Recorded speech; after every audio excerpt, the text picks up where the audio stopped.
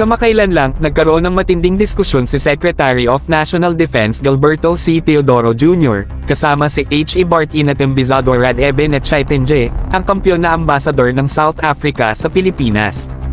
Grabe, naglalatag na sila ng plano para sa isang seryosong synergy sa larangan ng depensa.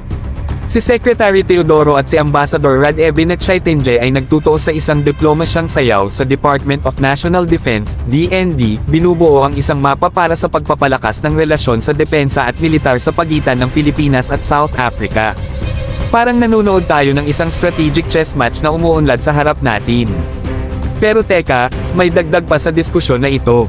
Parehong nagpapatibay ang dalawang partido sa kanilang commitment na patibayin ang depensa sa pamamagitan ng pagsasaayos ng mga Proposed Defense Cooperation Agreements, DCA's letter.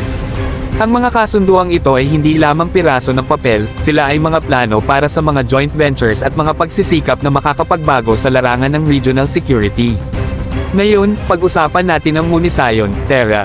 Ang DENEL ng South Africa ay isang malaking player sa produksyon ng iba't ibang munisayon, mula sa 155mm artillery rounds hanggang sa Darter AA missiles.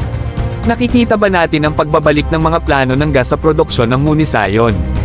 Parang nanonood tayo ng isang strategic phoenix na umaahon mula sa abon ng kasaysayan, nagpapahiwatig ng isang bagong panahon ng pag-unlad sa depensa at self-reliance. Kaya, ano ang ibig sabihin nito para sa Pilipinas? Ito ay parang pagbukas ng isang kaba ng mga posibilidad. Sa potensyal ng mga pagsasamahan sa hinaharap, maaari nating makita ang pag-usbong ng mga indigenous defense capabilities at technological prowess. Ito ang uri ng partnership na hindi lamang bumubuo ng kinabukasan, ito ay bumubuo nito sa bawat pagkakamayan at bawat pirma ng kasunduan.